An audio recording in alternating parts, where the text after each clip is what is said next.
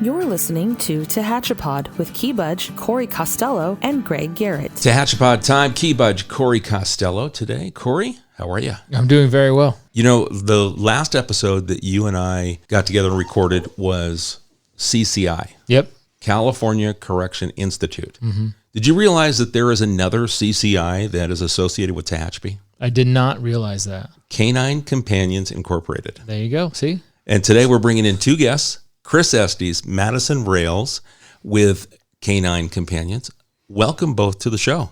Thank you. Thank you. Happy to be here. And we have two other guests in the studio as well. We do. If you hear a little bit of a background, well, one, we're not going to hear anything from. This is Matthew. Matthew at your feet is a service dog in training, and he's totally sacked out. Now, Madison on her lap. Madison, who do you have? Waldo the Sixth. Waldo the Sixth. All right. Folks, if you haven't figured it out already, we're going to be talking about dogs, canine companions, the program, what's going on, and what better way to actually have service animals as a part of it. And this is going to be, I guess, this is part of their training. This is part of their training. This is part of the socialization that as puppy raisers, volunteer puppy raisers, this is what we do. And Madison's starting very young with Waldo. This is probably his first radio interview, I would guess. He's very vocal, though. Yeah, he's letting us know that he's here and he likes Madison giving him a little attention. Yep, that's for sure. And then we also, before we go too much further, for those that might know the name Madison Rails, she is quite the mountain bike rider, local, a part of the high school mountain bike team. And I know that because when I was beginning my reporting with the Tehachapi News, I had the opportunity to cover her while she was racing around the state, competing as a future champion in the mountain bike world for our local team. So, you know, I asked her first, I go, do you remember me? And she goes, I kind of think so. And I go, well, I got to interview you. So you're still doing that, though, a little bit, right? You're still riding? Yep, I race road and mountain bike now over on the East Coast. Great. What school is that? Lee's McRae College. And what's awesome that we talked about before we started recording is that you got a scholarship because you were so good in this club sport that a lot of people don't even realize is out there still in mountain bike racing. And you were able to get a college scholarship. Yep, there's only 13 colleges in the U.S. that give them for mountain biking. So. Oh, that's fantastic. Awesome. Well, that's the best part, too. I mean, you know, I spent plenty of time covering athletes, you know, high school, college level, and it's great to see them accomplish things when they're competing. But it's even better at kind of at moments like this where they come back as adults, you know, which she's doing with Canine Companions and continuing her education and doing very well in college. Like those are the moments that actually that's fun. That's right. The best part of it all. And you aspire to do what? Become a veterinarian. Becoming a veterinarian, that's kind of in the family bloodline? Mm-hmm. I've been raised at Billingsley Vet Clinic with my grandma, and my aunt and my mom all work there. So when you get done with college, are you coming back to Tehachapi? I plan to come back to Tehachapi for a few years and learn under my grandma's wing, but I eventually want to move out, but we'll see. Well, you'll stay here. Yeah, we'll stay here. Yeah, Tehachapi will grab you again. Exactly. Well, we definitely could use more veterinary services, and we'd love to have you stick around for a long time, that's for sure. Well, with that calling that you have into the veterinary world, this totally makes sense as to why you're holding this 8-week-old pup that's got its service vest on and what you're doing. So let's talk about Canine Companions. So, Chris, tell us a little bit about the organization, because maybe not everyone they're familiar with service dogs, but maybe not Canine Companions. Yes, Canine Companions has been around since 1975, and in fact, it's the largest provider of service dogs in the world. Canine Companions has training centers all over the country. Closest one to us is down in Oceanside, and I think the breeding center is up in Santa Rosa here in California. As in my family's last puppy that we raised, Austin, is currently in training in Texas at their training center. But what Canine Companions does is it provides service dogs to adults, children, and veterans with disabilities, provides facility dogs to professionals working in healthcare, criminal justice, and educational settings. And all this is done at no cost to the clients. And there's such a need for that. I know for myself that there's a peace that comes when you're with your animals. And the training that goes into each of these dogs there's an incredible amount of time that you invest as a family, and the connection that you develop with these animals. It's got to be extremely hard when it's time, to separate and let them go on to their next level of education. It absolutely is. It's a tearjerker. We have 2 of our 3 puppies that we raised, we had to say goodbye to when they went off to advanced training, what we call puppy college, and it was tough. But when you think about the mission, what these puppies were bred to do and bred to be service dogs, to help somebody gain a stronger sense of independence in their lives, it makes it all worthwhile. How long is that process about from, being a puppy like Madison has to college? Then how long is that college sort of phase for them before they're ready to go into service? It kind of varies a little bit, and Madison can correct me if I'm wrong. It can be anywhere from about 12 to 18 months, and sometimes a little bit longer if there is a lack of openings at the college, so to speak, the training center. And your last puppy just went off to training in February. So I had her for almost 2 years, actually, because they extended it. So I had her for 21 months. And that was tied in with COVID, and there was kind of a glut of puppies and issues with getting them raised and finding spots for them in the training centers. And that's why Austin, our last puppy that we raised, he's in Texas, because he actually was a Texas puppy, but came out of Santa Rosa. And when COVID hit, they couldn't get him to a puppy raiser in Texas. So we took him and raised him, and you can tell. I mean, just emotional. It's very emotional. He was wonderful. He is a wonderful pup, and he's doing very well. And we hope that he'll be matching up with his life partner here in the next couple months. So what's the training? I mean, it's specific probably to the need of the individual receiving. Is it specific to whether it's maybe they're hearing impaired, maybe it's vision, maybe it's anxiety? So how does that training work depending on the need? Yeah,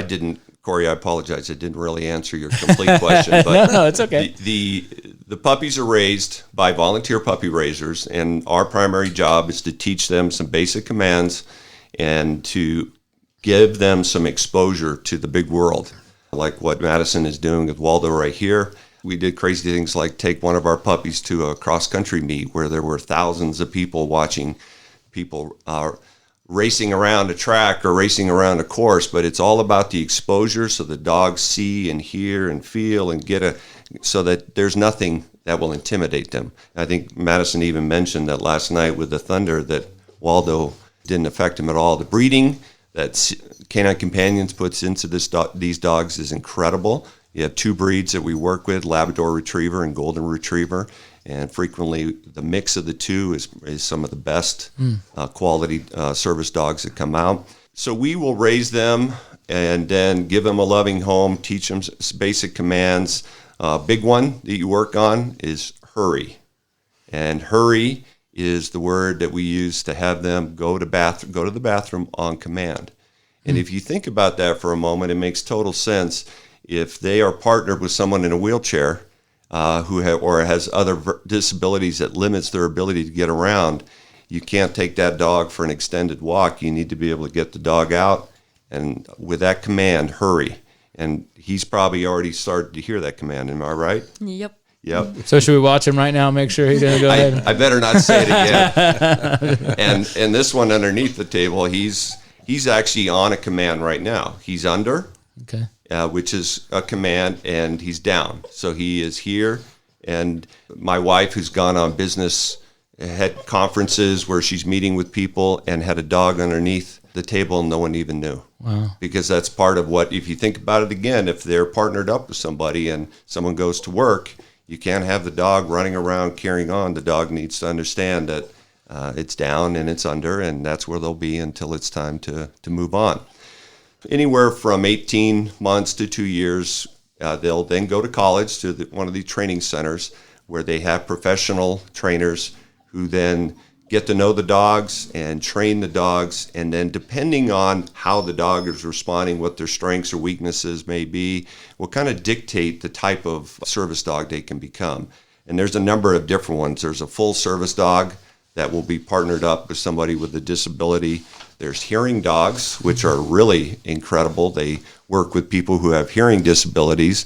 For example, if the doorbell rings or a phone rings or an alarm goes off, the person with a hearing disability is not able to hear it, that dog will come up and nudge them in the arm, in the leg, and correct me if I'm wrong again, right? Mm-hmm. Skilled companion dogs that who will be, frequently it's with a child with disabilities, but who have parents. The parents kind of facilitate the contact between the dog and the child, but again, that dog becomes not only a physical support for the child, but it also becomes a social support.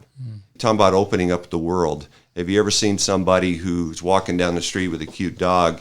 The reaction you get from the average person is much different than if you saw someone walking down the street on crutches or in a wheelchair.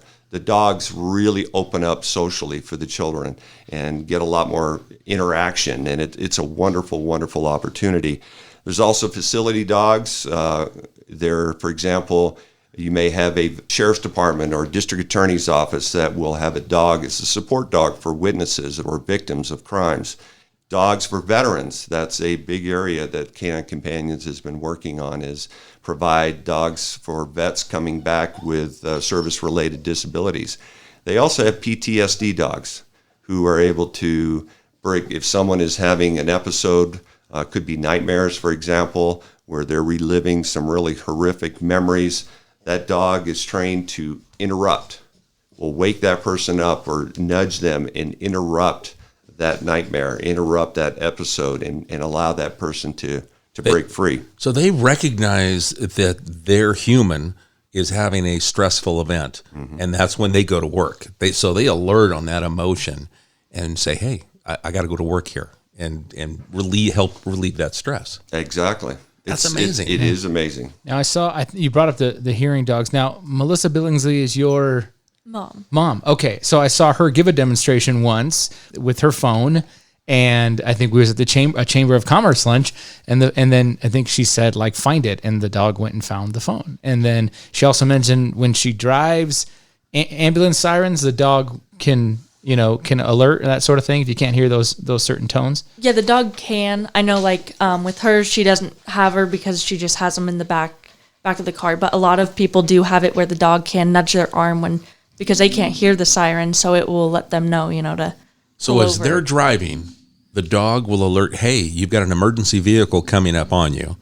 And in case you didn't catch it in a mirror or see it ahead of you, the dog is alerting from the distant sound. Yep. Oh my gosh, I've never heard that before. Yeah, and the phone thing was, I mean, heck, I can use that half the time, right? I don't know where it goes, but to have the dog be able to find the ringing phone because certain folks can't hear the tone, it was amazing. Now, so right now, are both of the dogs you're working with, or with Matthew? My mom and then my grandma are co-raising Matthew, and then I'm just the sole puppy raiser of Waldo. So you've got, we're at the beginning steps here. The pups, how long have you had this pup? Since Friday. So just a few days. So we're talking brain, and it's already connecting to you. You can see it. It's like it's happy to be in your lap, and it's kind of letting you know, hey, I'm here, pay attention to me. But what's this process like? What do you go through in the first few days as you guys come together? There's got to be time that you have to spend to make that bond begin. I mean, I would say the first few days is just mainly just trying to, make a bond, get them, to know that you're like kind of in charge and that you give treats. Basically, really let them know like you are a treat person. Okay. And then I start from day one, just start training, putting everything on. And I mean, the faster you do it, the more they pick up. Okay. So what was that initial, do you go pick up the dog, or does the dog come to get delivered to you? This one I had to pick up from the airport in Orange County. Okay. He flew cargo from their headquarters in Santa Rosa. And so they typically send multiple dogs, either from the same litter or, just the same age going out. And so he was sent with one other dog, and then both the puppy raisers, me and the other person, we go and pick them up. In the past, we used to pick them up from each campus, but lately it's kind of, private jets will take them, you go pick them up, or if they get delivered at cargo, then you go pick them up. Great. So what's this initial weekend been like? Here you are 4 or 5 days into you and Waldo bonding. What is that? This is amazing. I wish maybe I'll grab a quick photo here as folks, as we kind of delay and look. It's like, what always steals the show? It's kids and animals. Right. And, this little guy is already stealing the show here on our podcast. There he goes, bumped his head on the mic, boom. So what's the first few days been like for you? I mean, with Waldo, he has honestly been like too easy. He really likes his sleep. So, I mean, for him, it's been really good. He's already running to the door, basically already potty trained pretty much, learning the basic commands. He already sits. He's learning his name. Yeah, it's been really easy. Definitely the bonding, kind of just playing with them, getting him into a routine, have him sleep in a kennel. He was already sleeping through the night, basically first night in his kennel, which is really rare. It usually takes 3 to 4 days for ours, at least, that are not waking up in the middle of the night to go to the bathroom. So we've just had some thunderstorms. And what was, 8 weeks old, what was Waldo's reaction to that? Waldo's reaction was he slept peacefully all night long, and it even woke me up, and I was like, oh my gosh, like he's probably going to, wake up and whine, and I can't take him outside because he's gonna get more scared, but he was perfectly fine. I heard him even kind of wrestle. He woke up, but wasn't even fazed by it. I'm kind of blown away by just watching this connection over 4 days. The breeding is amazing. The calm, they really focus on taking the best qualities of the dogs. Madison's mom, Melissa, is incredible. I think she's had 10 puppies. This is like our 10th one because we've all as a family raised them. But yeah, we've had 4 breeders been chosen from our 10 of them. Wow. And they absolutely take the very best, and they look at those qualities that are going to make the best service dog, a dog that doesn't react to much of anything but is responsive. These dogs are incredibly, incredibly bright. It's a little scary for me when I look at the eyes of the puppy and you think, wow, I think that dog is smarter than I am. But that's what it takes them, because the level of, you're never going to see a puppy 7, barely 8 weeks old is already potty trained.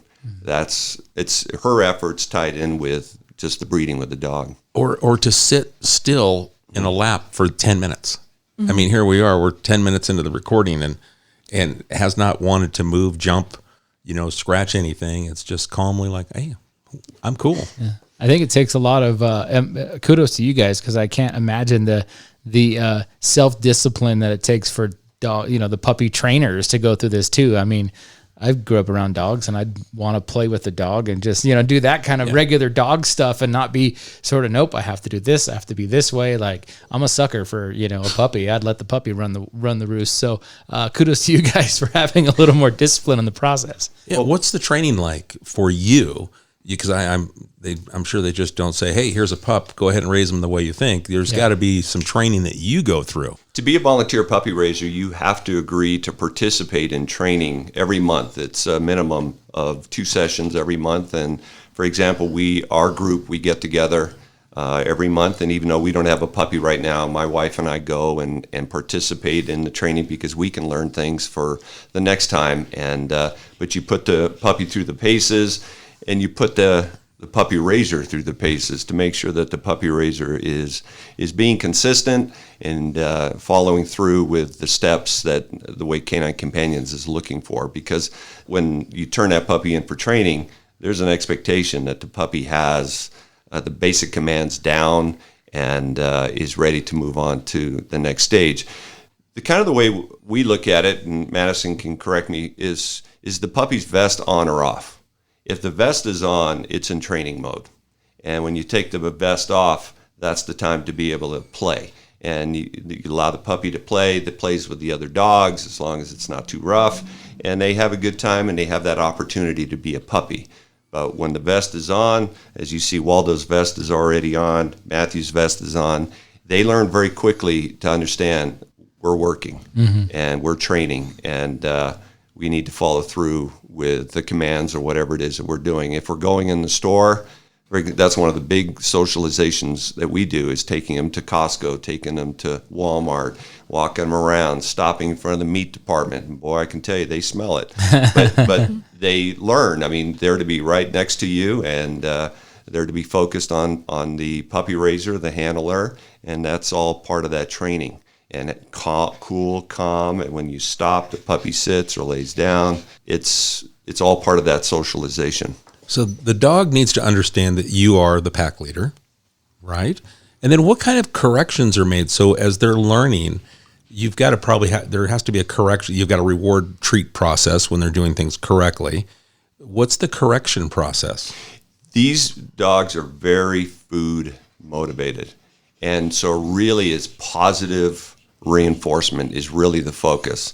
They learn very quickly, okay, if I do this, there's going to be a reward. If I stop doing this, there'll be a reward. And it's just, and we want them to be somewhat independent thinking, not just reacting to us, because when they're partnered up with somebody, you want them to be able to be independent enough to know, to identify a situation where they may need to react on their own and not wait for a command. We really focus on the positive and focus on the rewards. And it, like I said, it's amazing. They have teenage, as we call it, the teenage period where they get a little wild and woolly, but they come full circle very quickly. Now, Madison, do you know what Chris is talking about when he talks about the teenage years? Oh, yeah. Okay, all right, okay, just check. You're still young enough, but I'm sure that if we asked your mom and dad, maybe they'd confirm that. But yeah, being a parent myself, as soon as you said teenage years, I was like, okay, yeah, I'm on the same page with you, Chris. I get what they're talking about. So, do you have a plan mapped out for how you're going to train Waldo? I mean, at 8 weeks old, you're going to have him for how long? So I have them until November of 2023. Okay. And then the company gives us guidelines. So, I mean, they give us like this book and we can find it in our resources that by like 6 months, there's a set amount of commands that they're supposed to know. I mean, typically with ours that me and my mom have raised, or we've kind of moved, our dogs have been pretty advanced and kind of go along ahead of that, but you're supposed to be at least a minimum of commands per month. I know they have like a 0 to 6 months with a certain amount, and then like 6 to 8 months, and then beyond, like basically up to 18 months when we turn them in, of what commands that they need to know at that age level. So there's a learning plan in place. Mm-hmm. Okay. And we have to report. We do monthly reports to Canine Companions with a checklist, and you're able to give them an idea as to how the dog is coming along, and you identify any issues that you may be having. Canine Companions may reach out to you to talk to you about that, or it's something like in our training sessions that we have here in Tehachapi. Madison's mom is incredible. She's able to help us work through whatever the issues are, and you just work with the puppies right there. But Canine Companions is monitoring all the way through. These are their dogs. They are not our dogs. We are just helping raise these puppies until they're ready to move on. And we're volunteers, puppy raisers. Our responsibility is to give them love, but also to take care of them as if they're a member of the family. And that includes providing the food, veterinary care, all those types of things, but following the guidelines that Canine Companions puts in place. Well, having that structure, I'm sure it makes it a little bit easier for you. You're not trying to figure it out as you go along. And then obviously, if you're following those timelines, then it is ready to go on to the next college. As you said, Chris, they've got all the the basic things put in place. They've learned to connect with a person, and then they're ready for the advanced training. Can you talk a little bit more about the advanced training and how long that process takes place? It's usually anywhere from 6 months to a year. Okay. The real core is the first 6 months. And if they progress through that, and let me just say, a very significant percentage do not get through college. It's a difficult process because they are looking for that perfect dog. They do not want to partner a dog with somebody who is not ready to take on the stressors and the rigors of working with someone with a disability or whatever it may be. And what's interesting actually is some of the release dogs actually have gone into other work, including working in law enforcement as bomb dogs, as search and rescue dogs. And so that's the quality of dog that we're talking about. But it's usually about 6 months. And if the dog is ready to graduate, the last couple weeks is called team training. This is where they bring in people who have applied to have a dog and have passed the background check and have qualified to be partnered up with the dog. And they basically put everybody together to kind of see who fits with who. It's personalities. We have personalities. I may get along with Key or a little bit better than I may get along with somebody else. Well, it's no different with the human partner and the dog. Sometimes you'll see an immediate connection, and sometimes there's not a connection. Our dog, Austin, our last puppy, he went through team training and did not partner up with somebody. Not because he wasn't ready, it's just it wasn't the right fit. And so he will stay there, continue his training, and the next team training, which should be sometime in the next couple months, we hope that he will partner up. First dog that we raised, Marvin, same thing happened with him. He went through his 6 month of training, did not connect with somebody at his first team training, but connected with somebody at the second team training. He has been with her now for 7 years. Wow. And it just made her life completely different having Marvin as a part of her life. And if you know, let me throw this out. Do you know or have been told any of the stories about once they get to their forever human, what is that like? What's that connection or I don't know, that there's more to it because it's such an important, relationship. And I know that you probably got to know a little bit of the backstories on where these dogs in the future and what that will entail. Yeah, actually, you can go to canine.org and they actually have some of the stories right there, some of the videos you can go and see. But it is incredibly powerful, the difference that these dogs can make in these people's lives. For example, I'll give you just a couple examples of what they can do. Turn on lights, pick up drop keys, open a door, pull their partner in a manual wheelchair, push buttons for elevators or automatic doors. They can even assist with business transactions by transferring money or receipts or packages, carrying groceries. If you think about someone who has a physical disability, for example, spinal cord injury, multiple sclerosis, spina bifida, arthritis, cerebral palsy, there is tremendous limit to what they can do each and every day, and these dogs completely change that. They open up their lives, and that's the power. It's not just the physical benefit, but it becomes the emotional. The emotional, you always think about that, but I mean the physical. I mean, just hearing you talk about they can turn on the light switch, they can help carry the groceries. They do physical things to make someone's life just a little bit easier. Yeah. What's the time commitment for you all? I mean, you mentioned there's certain commands and training you have to do, and there's times when they're not in training. And obviously, when you go out somewhere, maybe that's a training opportunity. But just on learning those commands, how many hours a day, do you work with the dogs? I'm sure Madison's probably better about it than I am. I mean, I would say basically minute of the day I'm up at least. Like, it's kind of all a training session. Right. I would say maybe an hour to 2 hours a day of actually, I guess, like, fully just focused on training, but I go throughout, all day long is a training session. When you're going to the grocery store, it is a training session. Right. Everything really is a training session. And you said that you will have him until November of 23. Mm-hmm. So will he go to school with you? Yep. Okay, he'll go to college with me. He's going to go to college with you. Go to classes and all that. Wow, that's awesome. So he's going to get that. He's going to get that entire different social experience, going to class and all that good stuff. That's awesome. There are a number of colleges now and her college is one of them that are really fostering their students being able to take in puppies. And I think it's wonderful because the exposure, the socialization is incredible because you're just surrounded with people. Yeah. Actually, there are some correctional facilities that are also raising CI, canine companion puppies. Yeah. Mm-hmm. Wow. I was thinking too, I know in the past I've heard, I think actually Melissa, your mother brought that up, was, there's this sort of weird, people like to throw a vest on a dog and say, this is my service animal or this is my whatever. And then when that's really not the case. And there's been more and more people starting to identify that and sort of weed that out. So it's the service dogs are the ones that are going into the stores and the restaurants and things like that. So I think there's even probably more appreciation to understand everything that it goes to actually have that vest on, and not necessarily just be convenient for someone to be able to take their dog with them everywhere they go.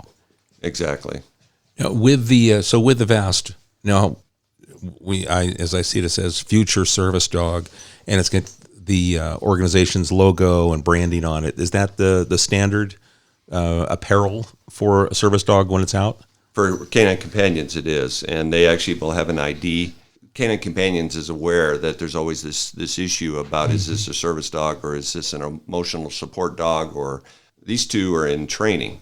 So they don't have the full status of a service dog, but you would hardly know the difference, especially when a couple months in, he'll be moving around like he's the real deal. Yeah. That's just how quickly they pick it up.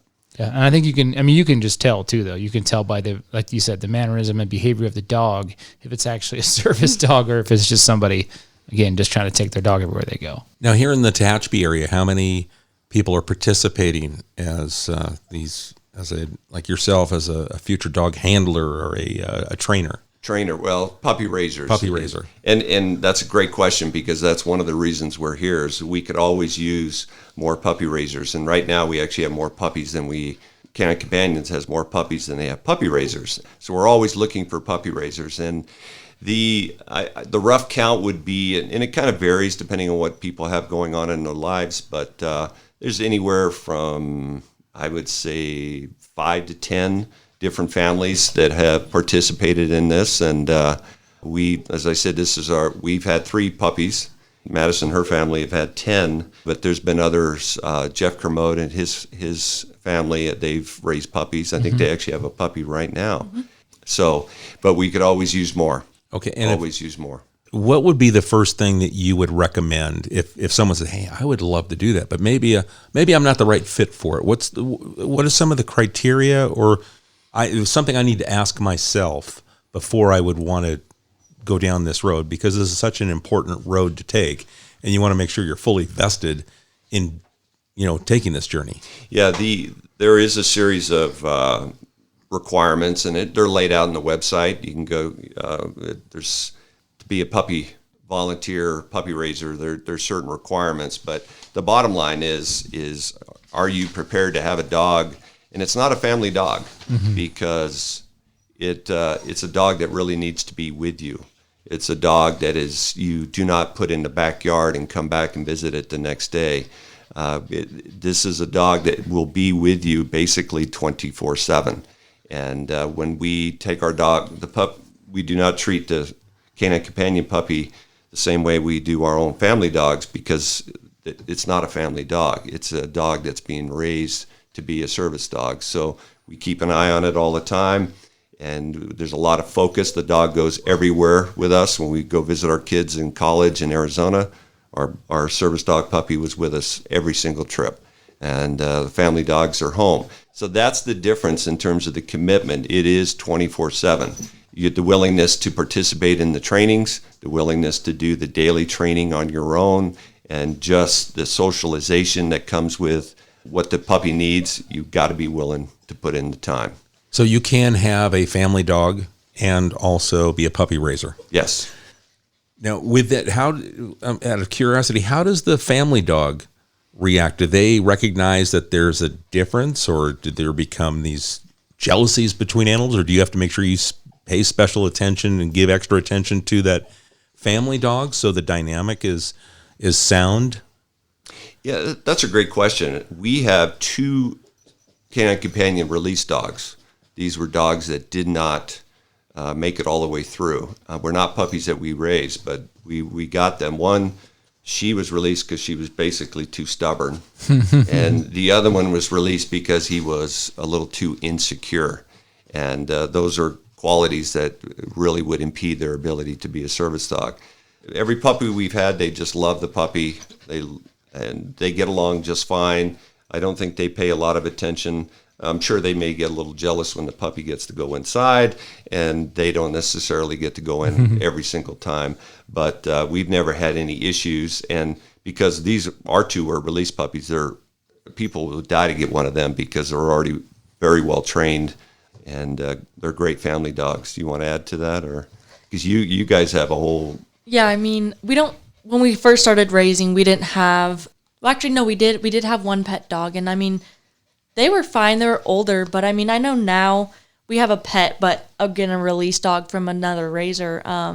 They get a little jealous, but I haven't really noticed anything. And honestly, it helps the puppy learn that we've seen, because when you have another dog, they kind of can watch them, and the dog can kind of correct, if they are kind of biting them. We don't like discipline them. We're really focused on like positive reinforcement and the reward kind of with food. So when the dog can kind of teach it how to act, it honestly helps that we've seen. Okay, so we are looking here in the Tehachapi area for other families that would be interested in participating and potentially being a puppy raiser. We want to send them to canine.org. Canine.org. And it really is, it's a family opportunity is the way we see it. It doesn't require just one member of the family being the designated raiser. The whole family can work together. The whole family can participate in the training. And actually, it's better for the dog because the dog can hear it from mom and dad and from one of the kids to sit and to hurry. Oh, I shouldn't have said that word. Whatever the command may be, it only benefits the dog. But okay. Yes, that's what we need. We need more puppy raisers. And then for those that, sitting back and maybe they have an issue that they would like to think that maybe a service dog might be a benefit to them. Does Canine Companions work with organizations, or are they able to place people and dogs together once the dogs have graduated? Yeah, if someone feels that they have a disability or hearing issue or whatever it may be, and they think maybe a dog could benefit their lives, go to the website and go through it. It's laid out in there who may be eligible. And let's see, I can tell you for the service dogs, eligibility, you have a physical disability, you're 18 years or older. This is for a full service dog. You're independent in mobility, and you're able to demonstrate an ability to safely and effectively control or manage and care for a dog.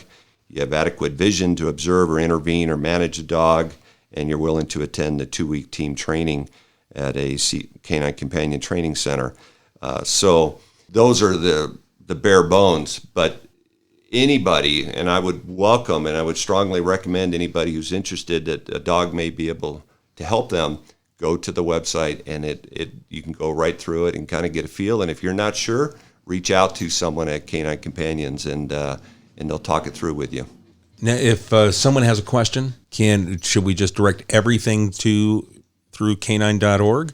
Or if someone locally wants to reach out, or if they send us an email, could we forward that to you? You can do that. Okay, great. So if anyone listening would like to learn a little bit more, go to the website, learn what you can. And if you've got questions by people that actually have done this and are doing this, send us an email at media@tehachapicityhall.com. We'll get it to Chris and to Madison, so that way we can get a response back, and then we can help grow the program or make sure that you're right for it, or whatever it is, we'll help facilitate that. Madison, so do you get to take Waldo back with you to North Carolina, or is it just while you're here on your summer break? Yep, he'll be going back to North Carolina with me and going to all my classes with me in college and all of that fun stuff. So did you have to get all of that approved at your university you're going to? Yeah, so I mean, there's a lot of colleges that have actual clubs, so they've already gotten approved. Mine, I'm the only raiser at my college, but we are a pet-friendly campus, so it really did make it easier, kind of, if pets are already allowed on there, he's definitely allowed on there. But yeah, I go through the college and kind of just get approval, let them know, the organization and what I'm doing. And everyone at campus, saw my last one, and all the teachers, everyone knew who Sweet Pea was and fell in love with her. They didn't know who Madison was, but they knew who Sweet Pea was. So I love that. So Chris, anything here in closing, is there anything we haven't touched on that you think that we need to get out? I think maybe if I could just kind of give kind of a scope so people understand just how significant Canine Companions has been. Since 1975, they have placed over 7,000 teams. They have 373 service and facility dog teams graduated just in 2021. They have over 2,600 active graduate teams working across the country. So that means a dog that's teamed up with a person who and making a difference in their lives or making a difference at the facility where that professional works. There's almost 1,000 puppies currently being raised by about 1,000 puppy raisers. And something else I want to throw out there, that the family puppy raiser, it's not unusual for people to actually partner up. So you could have 2 puppy raisers partnered up to raise 1 puppy so that you can coordinate vacations and other things that may interfere with your everyday life, but they work together to raise that puppy. And that takes a little bit of the pressure off, that 24/7 pressure I was talking about. 2 separate households? 2 separate households. Okay. And actually, again, it benefits the puppy because it's part of the socialization. The puppy goes to this house and realizes the rules are the same over here as they are over here. And that's because dogs are no different than kids. Well, maybe the rules don't apply if I go over here. For example, Melissa, we've had a couple of her dogs, her puppies. We've actually had Matthew at our house. And it's always fun to have them come and they engage with our dogs. But then they also realize very quickly that the rules aren't any different. The procedures are going to be the same. The commands are going to be the same. But partnering up together. That might be a good way for someone to start, where you've got maybe a mentor puppy raiser that is able to say, hey, okay, we can help you. We can give you a couple of days off or whatever it is. And I can see that would make it a little bit easier especially if you're kind of like, I really want to do this, but I'm not, a lot of people don't have confidence in themselves that they can follow through. So I think it's like a mentoring program. That's a good way to look at it. Okay. Madison, anything here in closing that you think we didn't touch on? You being the veteran of seeing 10 of these pups come through your family? I mean, I think we pretty much covered it. I know we have so many puppies going out this month. We definitely need puppy raisers, and I think anyone interested, if anything, contact us to even, go to a puppy class and just see kind of more what it's about and see if you could, handle it. It definitely is like a lot of sounds scary when you're looking at it, but it's really not too bad. You got a dog, you get to kind of raise and watch, and then once you go to a graduation and really see what they can do, it's definitely amazing. Everyone always asks me how I can turn this dog in, but you need to watch a graduation online or go to one in person to really understand it. And the graduation being at the end of their college and the team placement? Yep. And they have a ceremony. They, have recordings of it, and you can go in person too. And we get to, as a puppy raiser, if your dog graduates, you get to hand over the leash. I've heard it's very emotional. Yeah, very emotional, but pretty rewarding. Let me ask you this. Why do you do it? Why I do it, honestly, it just takes me back to seeing this one kid that was getting a dog. He was terrified at graduation and hiding, walking across stage because there were so many people. He sees a dog that he was with in team training for the last 2 weeks as a puppy raiser comes up on stage. And just, it was like he forgot anyone was staring at him. And because that dog, was going to help him with his life and just see how, changing just in that 2 weeks. That's honestly, after I saw that, it makes it so much easier. Chris, how about for you? I think Madison nailed it. It's the reward that comes with understanding how these dogs benefit people's lives. Yeah. And because it's tough to say goodbye. They are very special. But when you see what they can accomplish, and we've been able to follow Marvin, our first puppy, with his partner, and how he's made a difference in her life, and it's incredibly rewarding, and it makes it very easy to say yes, let's do it. It's awesome.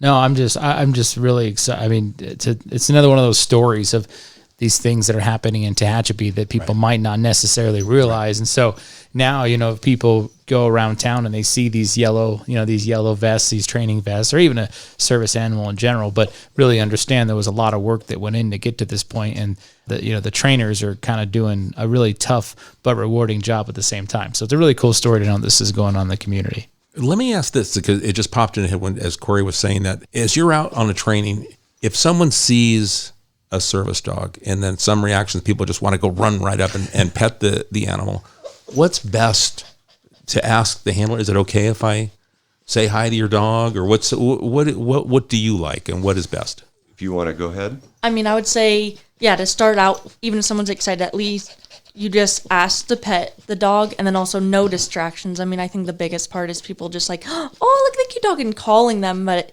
it's just best, you can run up and look, but just ask and don't try and distract the dog. I mean, because some of them, you never really know when they're working, and working ones you aren't supposed to pet. Even if you ask, you most likely won't get to pet them just because they're working, they can't be distracted. But it's always good, ask. I know with the puppies, we're more than happy. Just ask us so we can have them sit down and behave and focus, and you can pet the puppy. Right. Good, because I'm going to pet that dog. This whole time, I want to pet that dog. And he's that's a beautiful black lab. And I don't want to mess with him until, approved. So respect the vest is what we're saying, is respect the vest and the handler out there. Yeah, that's the key, because they may be working, they are working. You don't want just someone to come in and right there, and it gets the dog off track. Right. So we've been talking with Madison Rails and Chris Estes. They are two of the puppy raisers here in the Tehachapi area for Canine Companions Incorporated, and you can get more information at canine.org, canine.org. And if you've got a question that you would like to get to Madison or Chris, send it to us at media@TehachapiCityHall.com. We'll make sure that we get that information to them and get a response to you. Chris, thank you for joining us. Thank you. Appreciate the opportunity. And thank Matthew. Thank Waldo and Matthew. Matthew hasn't moved. Well, he's doing what Key normally does, is sleep under the table in the office. Exactly. And Madison, thank you to you, and congratulations, and best of luck in everything in your endeavors here in the future. And we know when you come back to Tehachapi, you're going to stay. You're going to open up your own vet clinic, and you'll continue this here in Tehachapi. And with your chasing the mountain bike dream and everything you're doing that's giving you this education, congratulations on that. I know how hard it is to pedal around, especially out on the mountains. And I had a kick covering you, so congratulations on that. Thank you. It was a pleasure being here. All right, folks, send us those thoughts and questions, media@TehachapiCityHall.com. Corey, thanks for stopping by and helping me out with this. Of course, this was an easy one. There was puppies involved. It was perfect. Yeah, I know. This is, like we said, puppies and kids steal the show, and Waldo over here definitely has done that. We appreciate your time, and we'll catch you again soon right here on Tehachapod. Tehachapod is a conversation about Tehachapi designed for the people who live here or who would like to know more about this mountaintop community. If you have a question you would like answered, email media@TehachapiCityHall.com. We will try to answer it on a future episode of Tehachapod.